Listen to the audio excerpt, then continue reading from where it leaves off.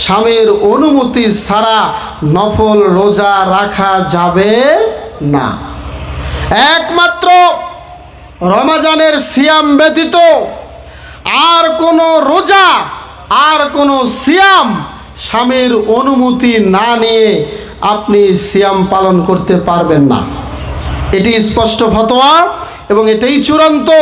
এই বিষয়ে যত আলেম ওলামা আছে সবাই একমত পোষণ করেছেন।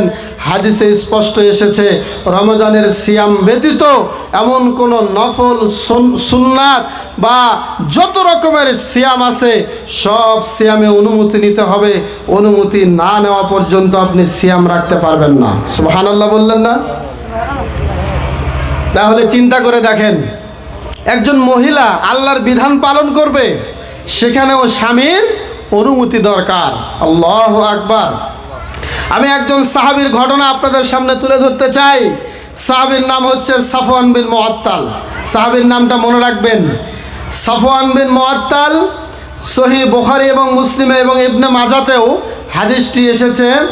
তিনি কিছু অত্যাচার করতেন তার স্ত্রীর ওপরে। মা বোনেরা মনোযোগ দিয়ে শুনবেন, ঘটনাটি অনেক চমৎকার।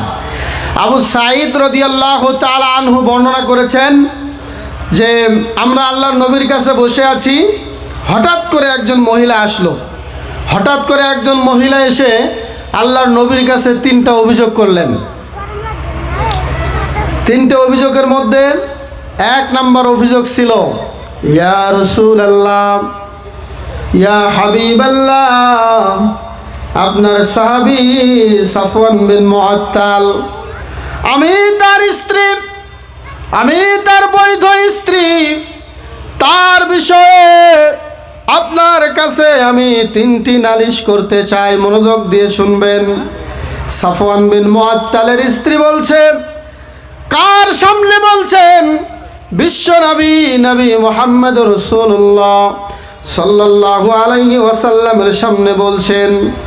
ইয়া রাসূলুল্লাহ, 1 নাম্বার অভিযোগ হলো আমি যখন সিয়াম পালন করি তখন আমার সিয়ামটা সে ভেঙে দেয়, আমাকে রোজা রাখতে দেয় না।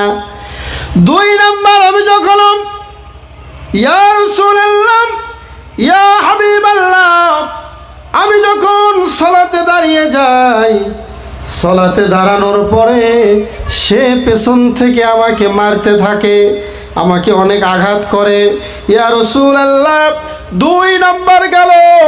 3 নম্বরে আমার স্বামীর বিরুদ্ধে আমার অভিযোগ হলো, ইয়া রাসূলুল্লাহ, সকাল